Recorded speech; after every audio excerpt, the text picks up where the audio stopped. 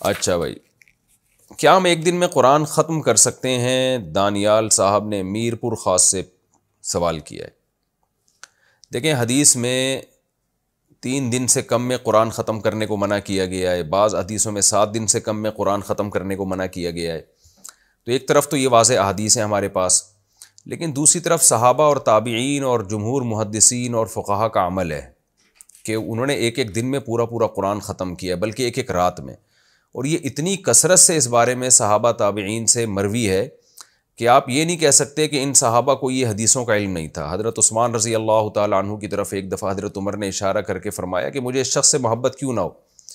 کہ یہ شخص ایک رکعت میں پورا قرآن ایک رات میں مکمل کر لیتے ہیں حجر اسود کے سامنے۔ تو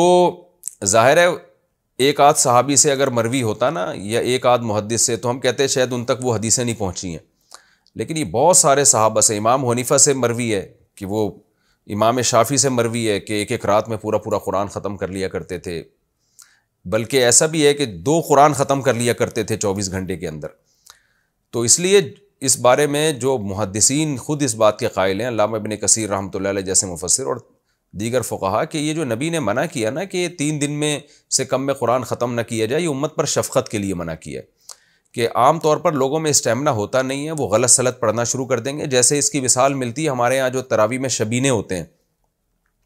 شبینوں میں ایک ایک رات میں قرآن ختم کرنا ہوتا ہے، بعض جگہ 3 روزہ شبینے ہوتے ہیں، تو قرآن کا کیسا بیڑا غرق کی معاذ اللہ کیا جاتا ہے،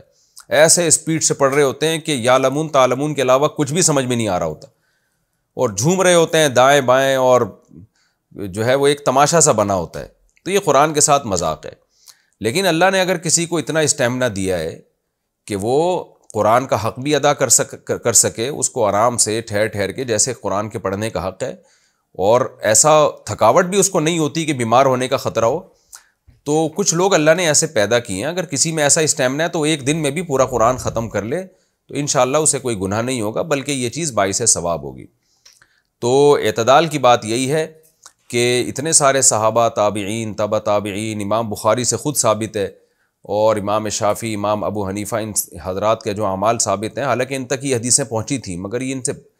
یہ تواتر کے ساتھ یہ بات ثابت ہے بہت سارے اسلاف سے کہ وہ ایک ایک دن میں قرآن ختم کیا کرتے تھے، بلکہ بعض سے تو یہ بھی ثابت ہے کہ 24 گھنٹے میں 2 دفعہ قرآن ختم کر لیا کرتے تھے۔ تو ان لوگوں کو اللہ نے اضافی صلاحیتیں دی تھیں، عام آدمی کو اپنے آپ کو ان پر قیاس نہیں کرنا چاہیے۔ عام آدمی کے لیے وہی حکم ہے جو نبی صلی اللہ علیہ وسلم نے فرمایا، اس لیے کہ عام آدمی میں اتنا اسٹیمنا نہیں ہوتا، اور وہ غلط سلط پڑے گا، یا یہ کہ اتنی زیادہ تلاوت کرے گا دماغ چکرانے کا اندیشہ ہے، بیمار ہونے کا اندیشہ ہے،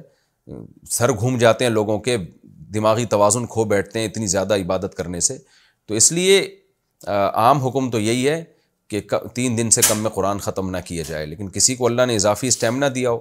یا بعض دفعہ اہل اللہ کی کرامت بھی ہوتی ہے کہ بطور کرامت کے اللہ ان میں اتنی طاقت اور قوت دے دیتا ہے، تو وہ لوگ اس سے بہرحال مستثنیٰ ہیں، کیونکہ حضرت عثمان رضی اللہ تعالیٰ عنہ اور ایسے بڑے بڑے صحابہ سے یہ بات ثابت ہے۔